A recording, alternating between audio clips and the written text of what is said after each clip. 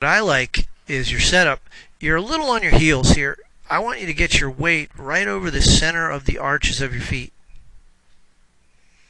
You got just a tiny bit of knee flex, too much.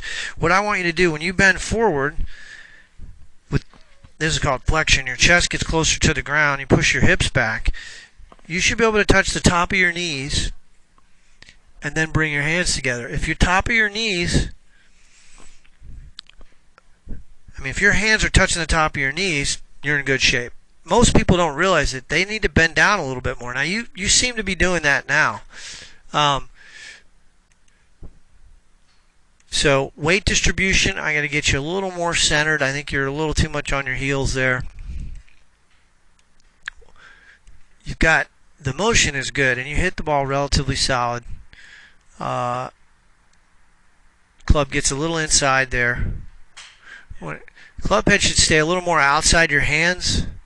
So the club head should pass right along in here. So, yeah. And so essentially, John, what you're going to do is you're going to basically keep the angle in your lead wrist, maintaining that angle in your lead wrist as you take the club away is going to be key. The handle of the club, okay, if you're standing over the golf ball, the shaft is pointing just in front of your zipper. When you take it to the first parallel, that shaft should still be pointing in the same place. So there is no manipulation. You're getting that a little bit of flexion in this wrist here, so it's sort of going like that. But that's a nice position at the top, really good. Your head hasn't moved. The club shaft's pointed right down the target line, which is where it should be. Club, you get a little bit steep here, so the club, your hands work just a little out this way. But we're not going to worry about the downswing. What we're going to do, and look how you stay over the ball there. That's beautiful. You maintain your posture and your head position really well.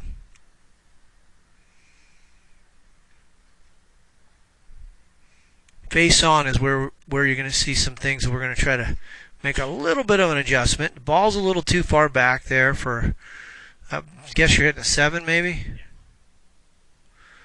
Just a little too far back.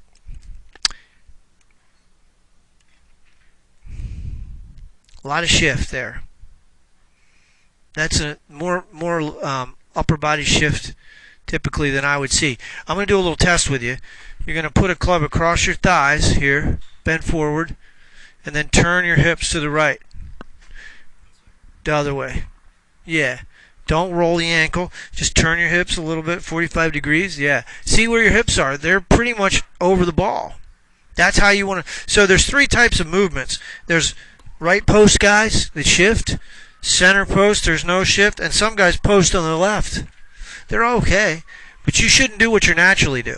You naturally want to stay centered. Go ahead, turn again. See, that's more what you should be doing in your golf swing. What you do naturally is what you should do. You're moving off the ball, and I think that's a big problem. Look where your hands are right there. They're a little forward. You got a big forward press here, and then you start to shift away. Yeah. So I think that, that's something. You managed to get back to the ball here, but that lateral shift's probably more than we need to have. Impact, you're a little in front of where you started.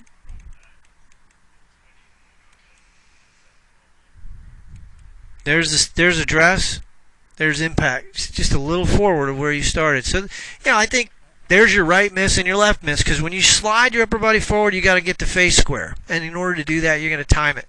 And then you're playing timing. You're either pushing it right because you slide forward, or you pull it left because you're going to leave it right when your upper body goes forward, and then you try to compensate and flip. So that's the whole thing. I want to just give you a little understanding of. So back to what I was saying. If you have a mirror in your bathroom and you just stand there and put a piece of tape on your mirror and turn your left shoulder under your chin, pay attention to what your upper body's doing. Your shoulders, if they turn too flat, too level this way, it's conceivable you'll move off it. Your shoulders should turn on a little bit more of a perpendicular. So if I stood straight up and turned my shoulders, they should turn perpendicular to the ground or parallel to my spine, parallel to the ground, perpendicular to my spine. If we stood over the ball and turned, there shouldn't be a whole lot of movement. Your shoulders should turn on an incline. They shouldn't turn level. Yeah. So that's one thing. Now, you do have a good body shift. I like it. But I think that's what we're going to focus on. Getting the hands not so far forward at address.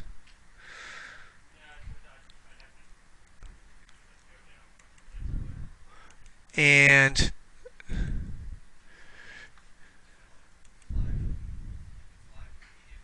now you'll be glad to see this because she moves off the ball a little bit. This is Lydia Cohen. She can play a little. She's a little bit of shift in her lower body. See that little lateral movement there. But, yeah, her head is not going to move much. She's going to stay over it pretty good here.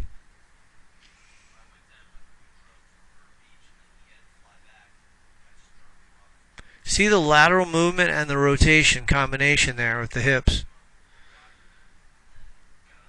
That lead arm, a little more extension through the ball. See how your left arm bends a little bit there? It's not fully extended. Yeah, your lead arm's sort of bending just a bit. Yep. This gap here is getting wider just a bit through the strike. You see that? So I'd like to keep those arms a little more together through the ball. Elbows and not get them splayed out. Yeah. But overall, I mean, the swing, like I said, I think the swing is good. I think we can eliminate some of this shifting by just staying over the ball, you know. And I'm going to take a look at some other factors, like your path, club head path, and face angle with flight scope to see what you're doing.